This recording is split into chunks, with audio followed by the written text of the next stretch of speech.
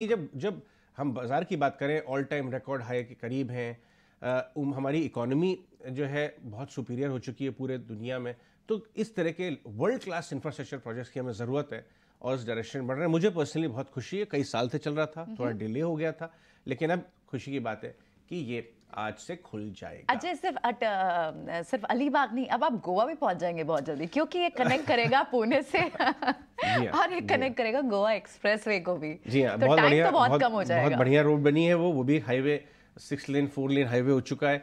मैं पहले जा चुका हूँ गोवा, मुंबई से। हाँ। इतने 15-16 घंटे लगते थे और ज्यादा लग जाता था एक्चुअली। अगर आप देखिए आपको जो है इसकी वजह से शायद आपका समय कम होगा। और ये एक शुरुआत है, और भी बहुत सारे बड़े बड़े वर्ल्ड क्लास प्रोजेक्ट्स बन रहे हैं।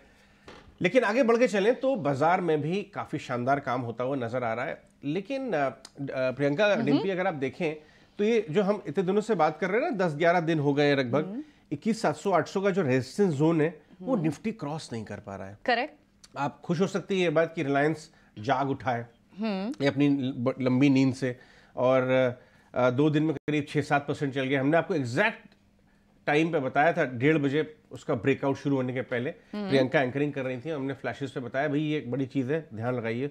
तो 6% आपके बन गए रिटर्न। लेकिन उसके बावजूद 6% रिलायंस में शायद हो सकता है 3 महीने में, 6 महीने में ना बने। क्या चाहिए, लेकिन होल्ड करना चाहिए, अभी रुकना नहीं चाहिए, अभी रिजल्ट आएगा।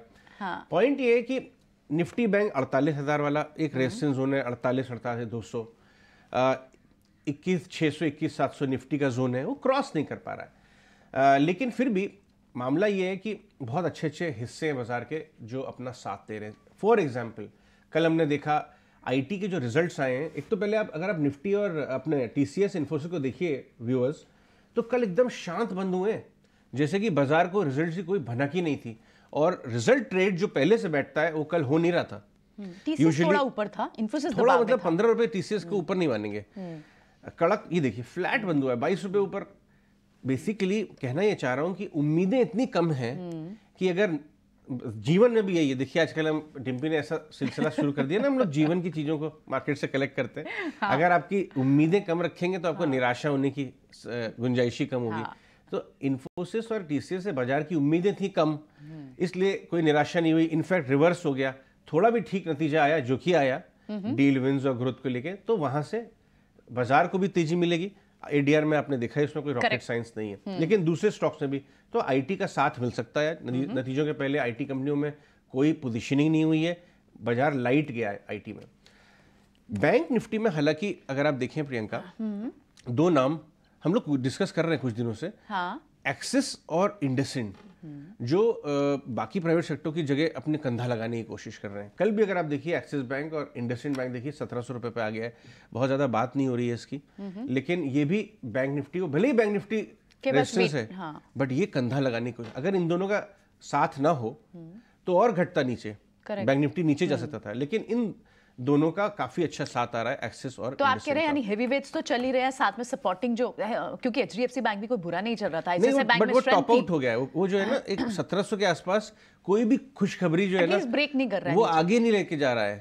देखिए 5% की सिक्वेंशियल ग्रोथ दिखी थी Q3 अपडेट्स में, कोई फर्क नहीं पड़ा, इनफैक्ट नीचे आ गया 50 रुपए। तो इसको थोड़ा टाइम देना चाहिए, क्योंकि ऑलरेडी 1400 वाला 1700 हुआ है। थोड़ा सीनियर सिटीजन टाइप का स्टॉक है, पुराना स्टॉक है, बढ़ चुका है नीचे से, थोड़ा थमने दीजिए, सांस लेने दीजिए, तब तक दूसरे बैंकों की तरह आप दांव लगाइए, एक्सिस और इंडसइंड। तो यानी आप कॉम्बिनेशन कह रहे हैं अजय कि हेवी वेट में रिलायंस चल रहा है, बैंक्स का सपोर्ट ठीक है, और आईटी से भी अब खबरें पॉजिटिव आ गई आज आई हैं। और ग्लोबल मार्केट्स को भी अगर हम यहाँ जोड़ ले, थोड़ा सा उसको टच बेस करते हैं, क्योंकि कल वहाँ जो सीपीआई फिगर्स आई हल्की सी, लेकिन उसने बढ़कर आई, लेकिन कोई मूड बिगड़ा नहीं। देखिए थोड़ा दबाव बनाया था शुरू में, लेकिन बहुत रिकवरी आ गई, कुछ बहुत बड़ा इशू नहीं है। लोग ये समझ रहे हैं कि ये वन ऑफ है, इसको ट्रेंड बनते हुए नहीं देख रहे हैं। और कुछ छोटे अर्जेंटीना वगैरह मार्केट से भी इन्फ्लेशन बढ़ा है, लेकिन ये मत भूलिए, अपने व्यूअर्स को बता दूं कि इन्फ्लेशन भी इंडेक्स की तरह एक डेटा है, वो वन साइडेड। अभी डॉलर इंडेक्स को देखा आपने, 107 से 100 आई, फिर रिबाउंड कर गई, राइट। आपने यील्ड्स देखी, 5% के ऊपर चली गई थी, 4% के नीचे आई, थोड़ा रिबाउंड आ गया। तो कोई भी मैक्रो डेटा होता है वो वन साइडेड नहीं चलता है। थोड़ा रिबाउंड आ गया है, लेकिन उससे बहुत ज़्यादा परेशान होने की बात नहीं है। एटलीस्ट यूएस मार्केट्स तो परेशान नहीं हो रहे। अब मैं आपको बताता हूँ कि आज के बाजार में क्या करें।